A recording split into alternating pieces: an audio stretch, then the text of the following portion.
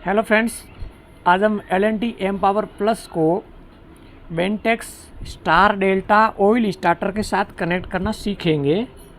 सबसे पहले यूनिट पर जो नंबर्स हैं और वायरिंग हार्नेस पर जो नंबर्स लगाए हैं उनको मैच करते हुए सारे वायर्स को कनेक्ट कर लें और देन आफ्टर L1, L2 और L3 जो सप्लाई के टर्मिनल है तो इनमें L3 के साथ में आप ब्लू वायर कनेक्ट करेंगे और साथ में एक कॉम वायर है उसको भी कनेक्ट करेंगे। अगर गलती से आपका कॉम वायर इस लाइन में आ जाता है L1 के साथ है तो आपका जो डिवाइस है वो ऑन बताएगा। जब आप कॉल करेंगे डिवाइस पर तब ऑन बताएगा और डिवाइस के ध्यान से देखेंगे तो ये 1 और 2 के जो इंडिकेटर है ये दोनों आपको जले हुए मिलेंगे, मतलब आपको डिवाइस की तरफ से ऑन रहेगा, हालांकि स्टार्टर ऑफ रहेगा।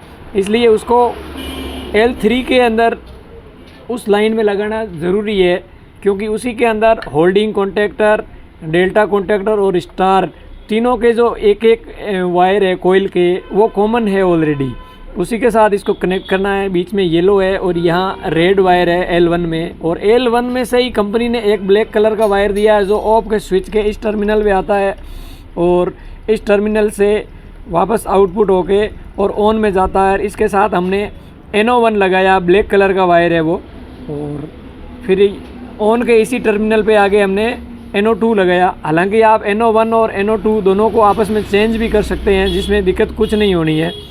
फिर आते हैं हम DA1 वायर जो हमारा फीडबैक है, तो फीडबैक का जो DA1 वायर है उसे आप डेल्टा की कोयल के वायर के साथ इस टर्मिनल में कनेक्ट करेंगे। इस टर्मिनल में सप्लाई स्टार की इस ऑक्सिलरी में से आ रही है, नीचे वाले पॉइंट में से, और यहाँ आ रही है, तो इसको आप DA1 वायर में कनेक्ट करेंगे।